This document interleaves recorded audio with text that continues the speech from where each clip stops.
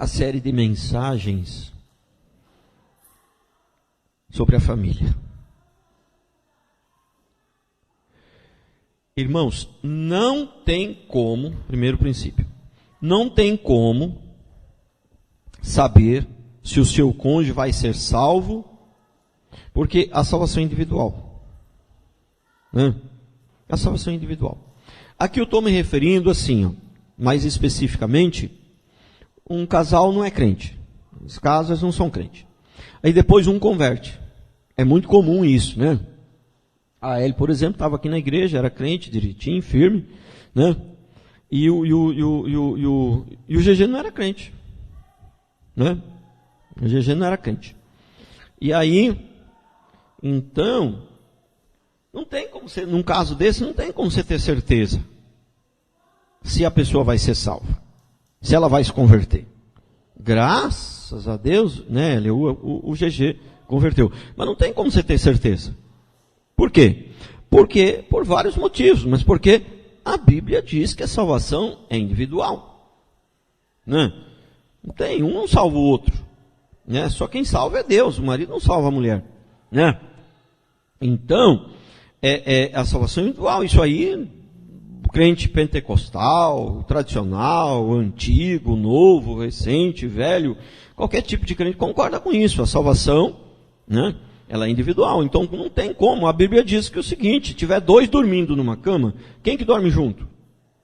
Bom, tudo bem. Tem outras pessoas que dormem junto. Hoje tem até o Adão e o Ivo dormindo junto. Mas, né, mas o que dorme junto é marido e mulher. E a Bíblia diz que no dia, por ocasião da volta de Jesus, né, tá dois numa cama, um vai ser levado e o outro vai ficar. Então, vai ter muitos casos que o marido vai para o céu e a esposa vai para o inferno e vice-versa. Né? Então, não tem como a gente saber.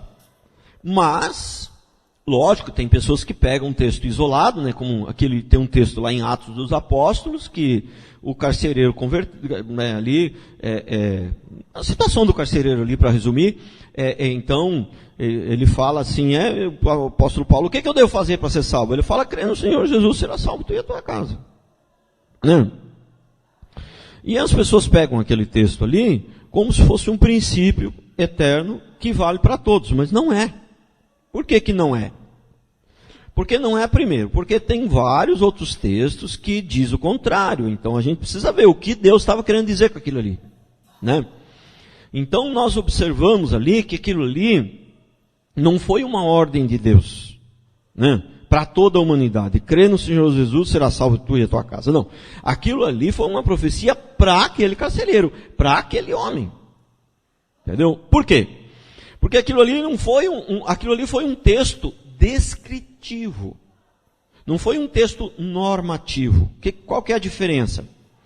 Um texto normativo é quando Deus está lançando uma norma, Ele está lançando um princípio, Ele está dando um mandamento, Ele está dando uma ordem que vale para todos. Aquilo ali não. Estava descrevendo um fato que aconteceu. Correto? O que é um texto? Vou citar um outro exemplo de um texto descritivo. Por exemplo, né? A Bíblia descreve, o texto descritivo é uma espécie de um testemunho do que está acontecendo. Então, se alguém dá um testemunho que aconteceu uma coisa com ela, pode ser que aconteça com você também, mas não tem garantia. É simplesmente um testemunho, aconteceu com ela, mas não tem garantia. Você pode pensar, nossa, se aconteceu com ela, quem sabe não acontece comigo também. Você pode até pensar assim, mas certeza que vai acontecer? Não. Um texto, então a Bíblia está fazendo um relato de um fato que aconteceu. Vamos citar um exemplo aqui, por exemplo. Né? Então a Bíblia diz que José sonhou, né, que o sol, a lua, as 12 estrelas se prostravam diante dele. Né? E ele teve esse sonho e Deus falou com ele.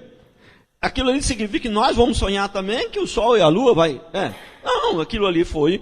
Deus, a Bíblia só está descrevendo, né, um fato que aconteceu com José. Mas não significa que vai acontecer com todos nós aquela mesma coisa. Então é um texto descritivo. Né? Agora, quando ele diz, Deus fala assim, não matarás, não adulterarás, aí é um texto descritivo? Não, ele está dando uma ordem. Ele não está contando uma história, não está dando um testemunho, ele está dando uma ordem. Você prestou atenção na diferença? Deu para entender? Entendeu? Então, o que acontece? As igrejas modernas não se aprofundam na Bíblia, então eles pegam muitos textos descritivos e pegam aquilo ali como se fosse um mandamento, como se fosse uma ordem de Deus que vale para todos.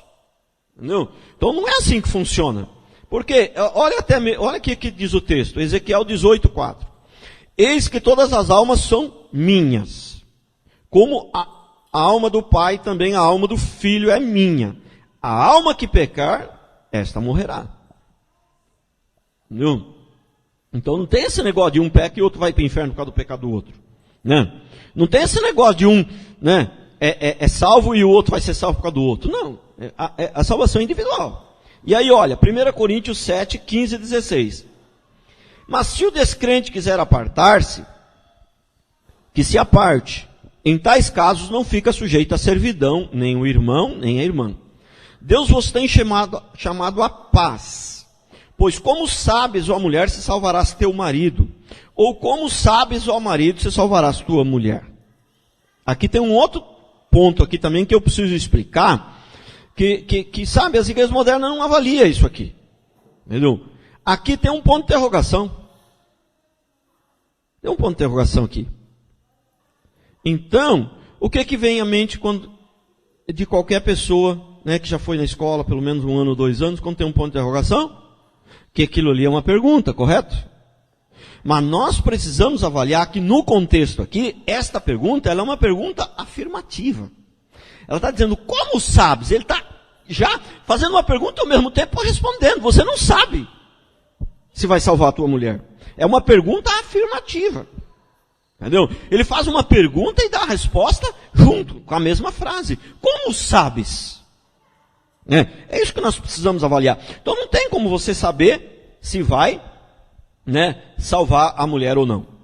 Então, o que nós aprendemos com tudo isso aqui? Né? É muito perigoso a gente achar que você vai vir para a igreja e vai resolver todos os seus problemas. Porque nós não sabemos o dia de amanhã. Até mesmo porque, né, você vai vir para a igreja, e porque muitas pessoas vêm para a igreja para não sofrer. Para aliviar o sofrimento. Não, eu vou porque eu não quero sofrer. Porque diz que se a gente for na igreja, Deus abençoa, resolve todos os problemas, cuida da gente, guarda a vida da gente, e não quer sofrer. O homem, ele na verdade, ele foge do sofrimento igual o diabo foge da cruz. Entendeu?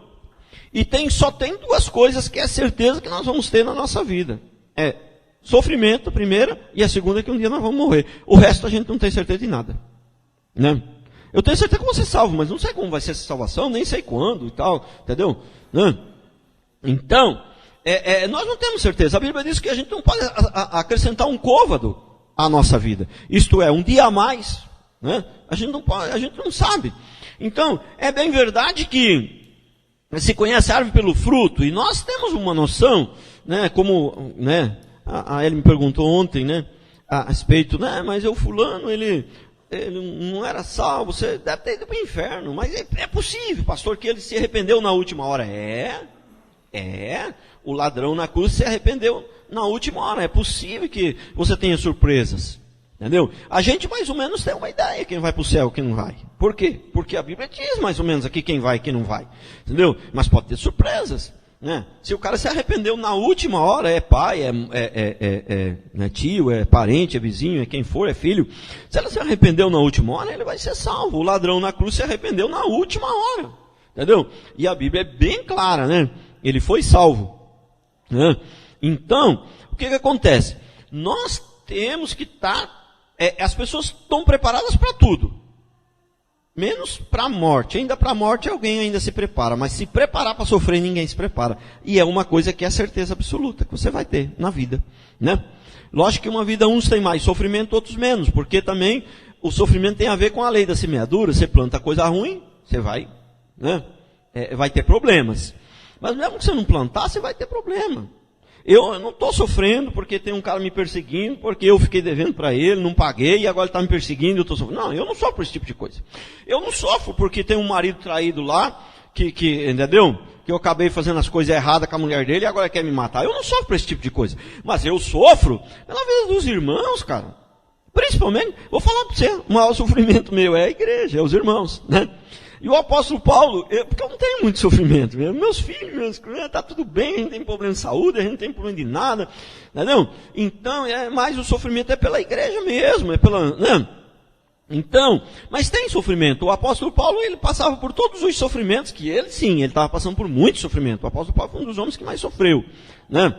Então, e ele passando por muito sofrimento, na hora que ele está falando, mencionando os sofrimentos que ele estava passando, ele falou, e além de tudo, e ele coloca de um jeito como que esse fosse o maior, e além de tudo, o que mais pesa sobre mim é a preocupação com as igrejas, né?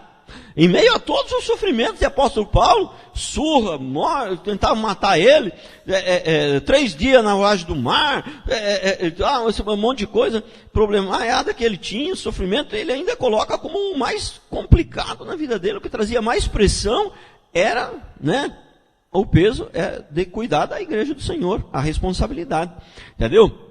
Então o que acontece?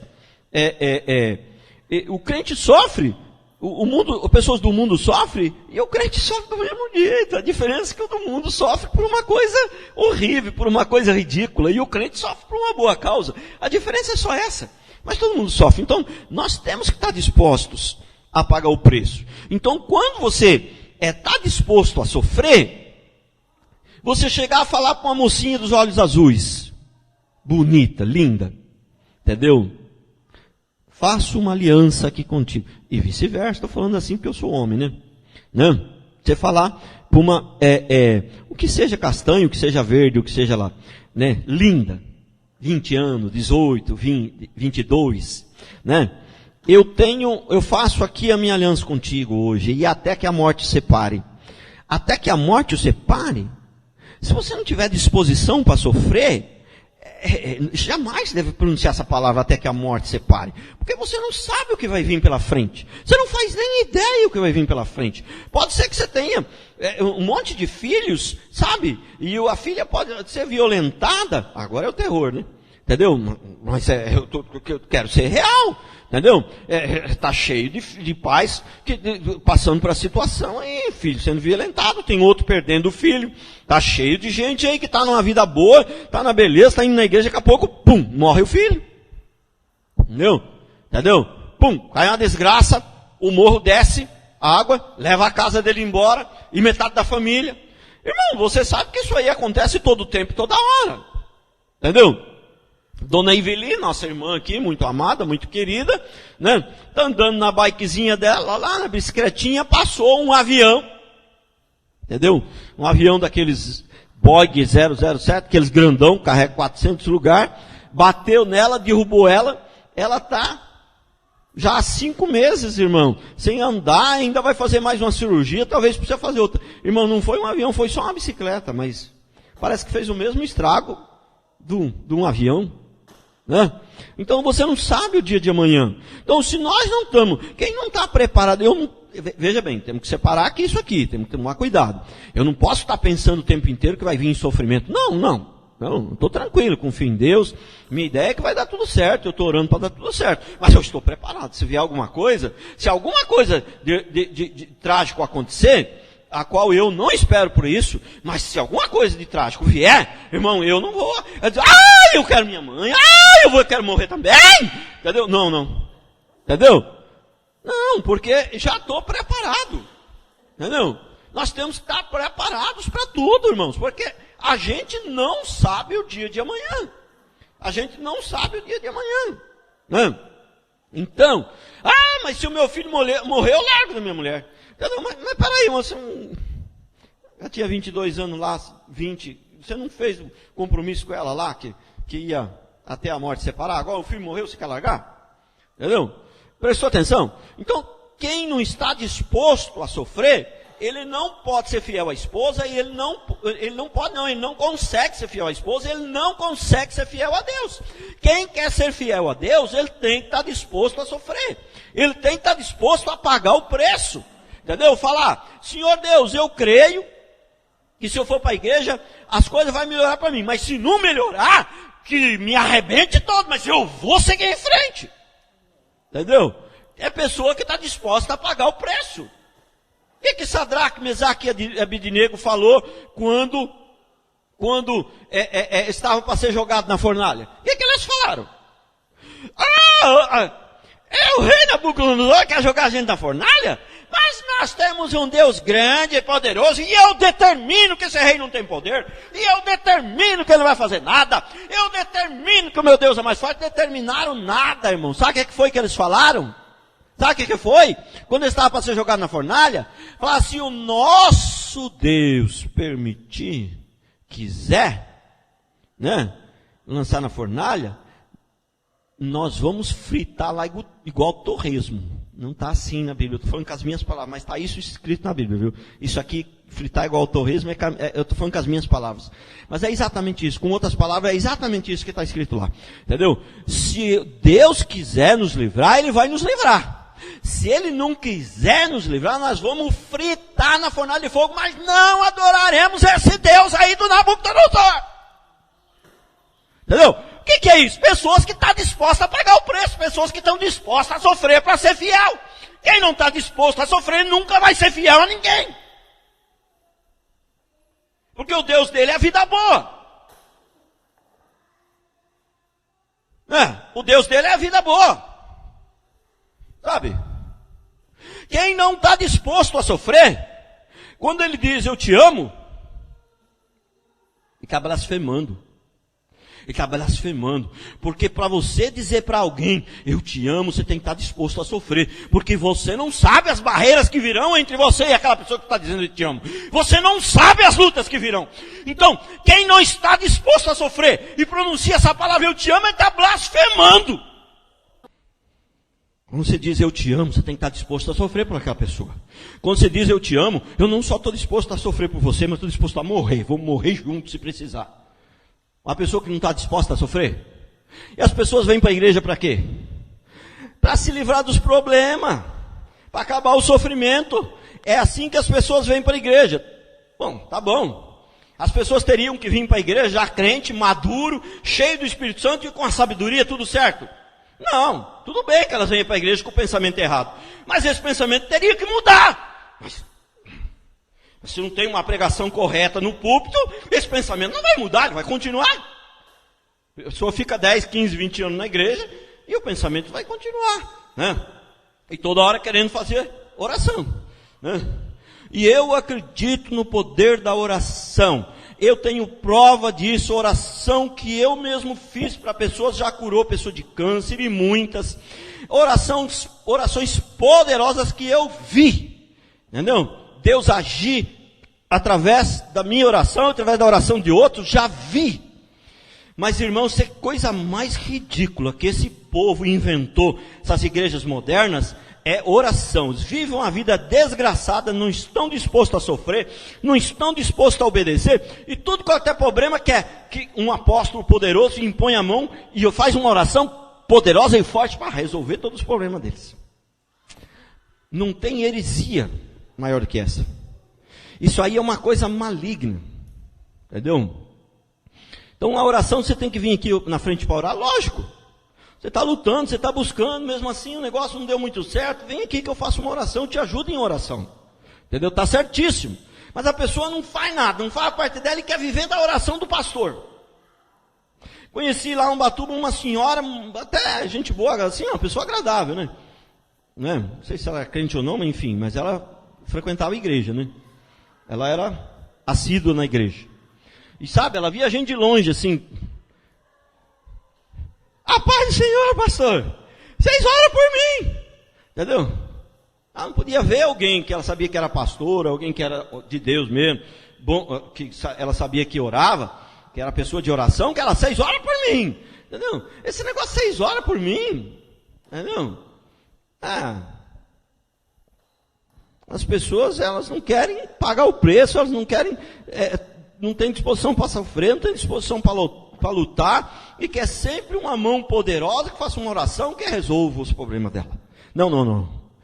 Nós não temos que querer que alguém vença os problemas nós por nós. Nós temos que mesmo vencer os nossos problemas. Entendeu? Não tem que vir um pastor poderoso, não tem que vir um anjo aqui e botar dinheiro no gasofilaço, não tem que vir um prefeito e dar alguma coisa para nós. Nós temos que vencer, nós mesmos, nós temos que vencer o nosso gigante, vencer os nossos problemas. Se as coisas não estão muito boas, eu tenho que lutar. Agora, eu estou lutando. Está difícil, entendeu? Pedir ajuda do irmão, isso está certo. Ajuda do pastor, isso está certo. Mas você está fazendo a sua parte. Nós estamos trabalhando juntos, não estamos aqui um para ajudar o outro. Né? Pastor, estou com um problema lá, vamos, né? Entendeu? E vamos, me ajuda em oração aí, né? Então isso é de Deus, isso está na Bíblia, isso é claríssimo, né? Mas a gente tem que tomar cuidado com isso, né? Nós não podemos ser esses crentes fracotes, esses crentes que não têm entendimento da palavra e que vivem esperando por uma fábula, por uma mágica, uma coisa, né, que venha e resolva os seus problemas. Não. Segundo, pais e filhos que não se respeitam atrai maldição. Família que não tem regra, que não tem respeito, não tem regra, que, sabe, é palavrão, é um xinga outro, não tem regra na casa, cada um faz o que quer, ninguém sabe quem manda, né? Atrai maldição. Olha o que diz o texto. Malaquias 4, 5 e 6. Eis que eu vos enviarei o profeta Elias, antes que venha o grande e terrível dia do Senhor. Ele converterá o coração dos pais aos filhos, e o coração dos filhos aos pais, para que eu venha e fira a terra com maldição. Para que eu não venha e fira a terra com maldição. Entendeu? Então, para que a terra não seja amaldiçoada, tem que converter o coração dos pais aos filhos. O que é isso? Os pais, os filhos, a família tem que se respeitar. Tem que ter ordem, ninguém precisa ser perfeito, ninguém consegue ser perfeito, eu também não, mas tem que ter um mínimo de ordem, tem que ter respeito, tem que ter regra, né? Na verdade, esse profeta Elias aqui, né, quem diga que é o próprio Senhor, a qual eu também creio que é, né? É o próprio Senhor, por quê? Deus, ele fala numa língua onde você entenda, né? Se Deus está falando com você, ele vai falar numa linguagem que você entenda, né? E o povo, né, do Velho Testamento, eles estavam esperando a volta de Elias, né? Então ele falou, usou essa linguagem aqui, né? O Elias que vocês estão esperando, só que o Elias que está esperando não era Elias coisa nenhuma, era o próprio Senhor, Jesus, né? Entendeu? Então, não tem como a gente ser abençoado, não tem como você ter uma família abençoada, né? Tem gente, por exemplo, que acha que vai vir dar o dízimo e vai, irmão, isso aqui para vocês talvez não, porque vocês entendem bem da palavra, mas se chegar numa igreja dessas pentecostal hoje aí, né, exageradamente neopentecostal, se chegar e falar o que eu estou falando aqui agora, o dízimo vai cair de 1 milhão para 5 mil, se falar o que eu vou falar aqui agora, né? Você vir aqui, dar o dízimo, ser fiel e dar o dízimo certinho, mas ter uma vida relaxada, uma família, entendeu? Que não se respeita, você vai ser abençoado? Não, não vai. Se pregar isso aqui não arrecada dinheiro. Isso aqui, pelo contrário, o pessoal, eles não vão querer dar mais o dízimo. Entendeu? Mas eu não quero saber se vai querer dar mais o dízimo, se não vai querer, eu quero pregar o que é certo. Entendeu? Não adianta você dar o dízimo e não fazer as outras coisas. Então, eu creio que dar o dízimo é um dos princípios para você ser abençoado, mas não é o único. Mas as pessoas querem dar o dízimo e aí acham que Deus, eu sou dizimista na igreja, e agora Deus vai fazer. Mas não é bem assim. O dízimo é uma das coisas, mas não é a única. Entendeu? O cara é dizimista, mas bate na mulher, né? Não ama os filhos, não respeita os filhos, não educa os filhos. É caloteiro. Entendeu? É desonesto, rouba os outros. Você acha que ele vai dar o dízimo aqui? Vai ser abençoado, irmão? Não vai. Mas é pregado isso na maioria dos púlpitos? É pregado? Não. O que é pregado é o seguinte: Deus é o Deus da graça, e você dá o dízimo e a oferta, você vai ficar rico. Terrível um negócio desse, né? Próximo. Obedecer os pais, nem sempre. Honrar, sempre. Obedecer nem sempre. Um filho obedecer ao pai. Mas honrar, sempre. Né? Olha aqui Gênesis 9, 20 e 27 diz assim: sendo Noé lavrador, passou a plantar uma vinha. Bebendo do vinho, embriagou-se e se pôs dentro de sua tenda. Cã, pai de Canaã, vendo a nudez do pai, fê-lo saber fora a seus 2 irmãos. Então Sem e Jef tomaram uma capa, puseram-na sobre os ombros, e ambos, e andando de costas, rostos desviados, cobriram a nudez do pai, sem que ele percebesse. Despertado Noé do seu vinho, soube o que lhe fizera o filho mais moço, e disse: maldito seja Canaã, seja servo dos servos a seus irmãos. E ajuntou: bendito seja o nome do Senhor, Deus de Sem, e Canaã lhe seja servo. Engrandeça Deus a Jaf, e habite ele nas tendas de Sem, e Canaã lhe seja servo. Então presta atenção. O que significa isso aqui? Né? Noé bebeu vinho, plantou uma vinha, bebeu o vinho.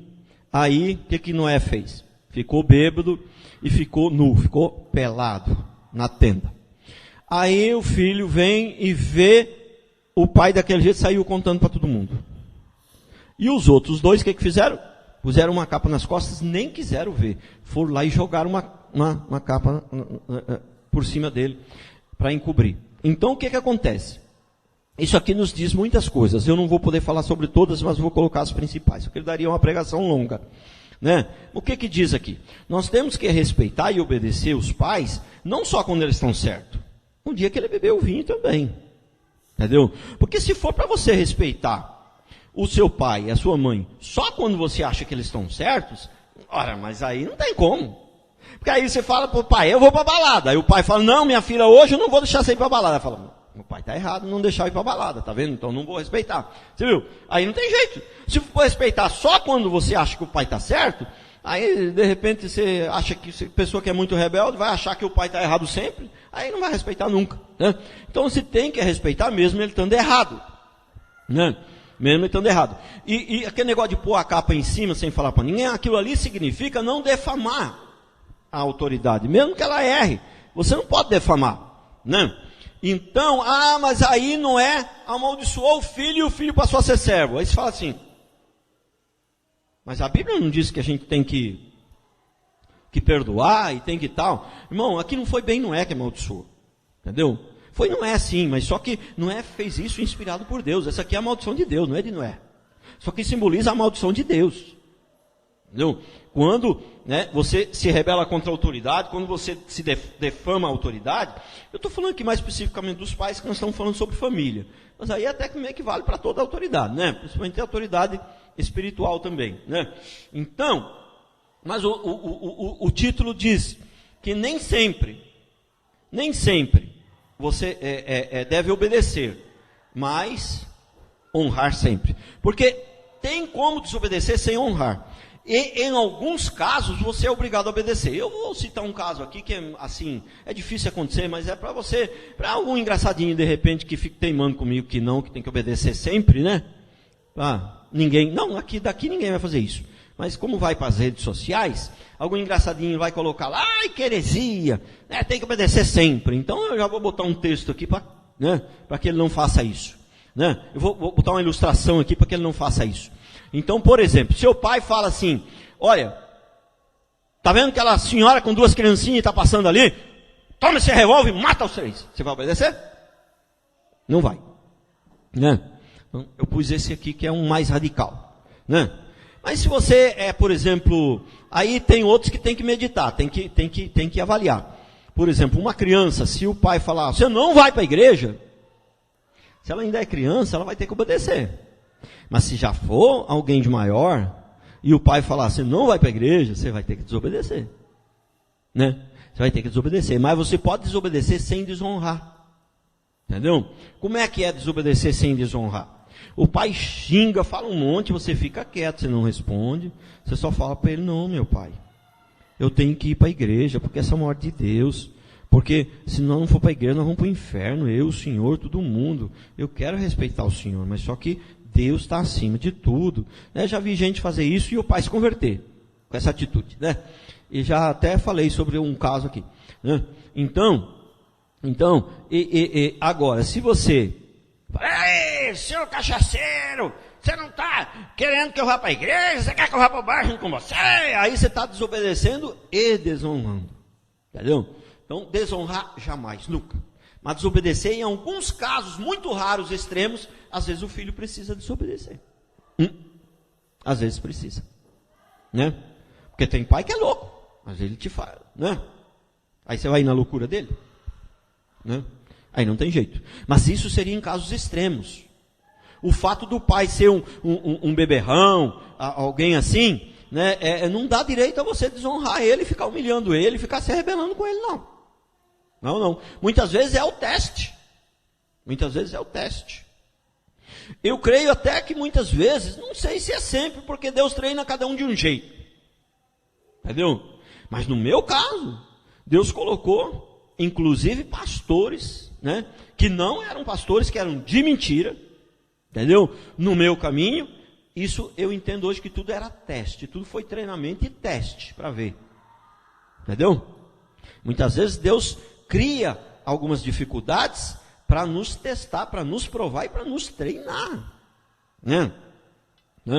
E também para nos ensinar, para que a gente, né, não volte para trás. A Bíblia não diz que Deus não levou o povo no deserto lá, em vez de levar para o caminho mais curto, que era rapidão, ele não levou para um outro caminho mais longo, o caminho dos filisteus. O caminho dos filisteus era o maior adversário do povo de Deus, os guerreiros mais poderosos que tinha, os maiores adversários do povo de Deus. Deus não levou, quando saiu do Mar Vermelho, não levou para o caminho mais curto, levou para o caminho dos filisteus, levou para o caminho mais difícil, onde tinha um povo mais inimigo da coisa. Foi o próprio Deus que levou. Para quê? Né? E ainda foi em zigue-zague ainda. Para quê? Para que eles não soubessem mais o caminho de volta e para que eles enfrentassem essas guerras mesmo, para o treinamento, para que eles pudessem ser treinados e fortalecidos, né? Para que eles fossem realmente guerreiros de verdade, o povo de Deus de verdade, treinado. Né? Louvado seja Deus. Próximo. Mães insubmissas, filhos insubmissos. Mulheres, sede vós igualmente submissas ao vosso próprio marido, para que, se ele ainda não obedece à palavra, seja ganho sem palavra alguma por meio do procedimento de sua esposa. Bom, se por um procedimento legal, se por um procedimento correto, você pode ganhar até o seu marido, quanto mais os seus filhos, né? Então, quem pode passar mais uma mensagem na casa de submissão é a mulher. Porque o homem, ele não pode mostrar para os meninos em casa, né? Ele pode mostrar na igreja. Mas em casa ele não pode mostrar para os meninos, aqui como que a gente faz para se submeter. Não, ele não pode, porque não tem ninguém maior que ele na casa. Ele é o cabeça, entendeu? Mas a mulher, ela pode mostrar com atitudes como faz para se submeter. Entendeu? Porque a criança, o adulto também é assim, mas a criança é mais. Aquilo que a criança ouve, ela esquece muito rapidamente. Aquilo que ela vê, é mais difícil ela esquecer.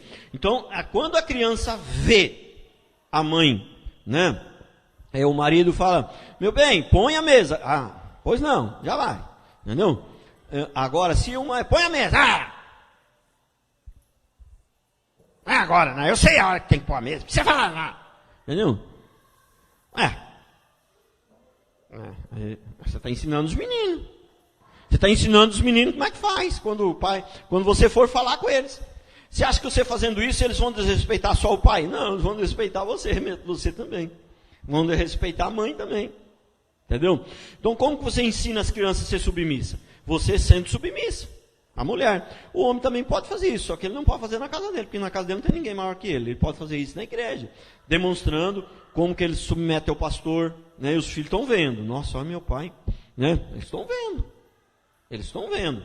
Tem que lembrar sempre que o que eles vê, eles memorizam mais. O que eles ouvem, memoriza muito pouco. O que ouve só uma vez não memoriza, não.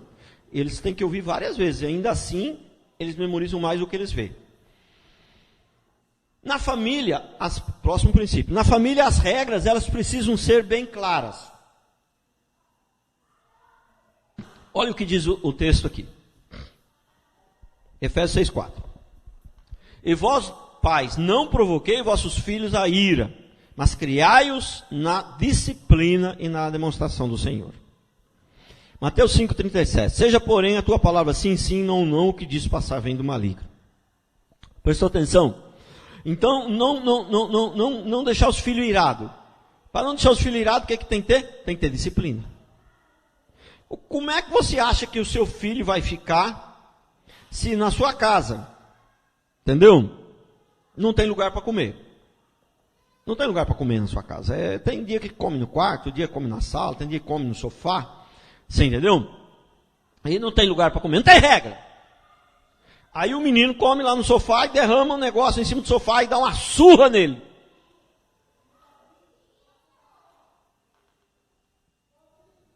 Mas peraí. Mas por que eu apanhei? Meu pai come no sofá, minha mãe come no sofá. Aqui a gente come em qualquer lugar. Por que eu comi no sofá e derramei? Derramar é uma coisa que acontece. Você pode derramar na cama, pode derramar no quarto. Isso aí derramar é uma coisa natural. Entendeu? Agora, por que eu apanhei?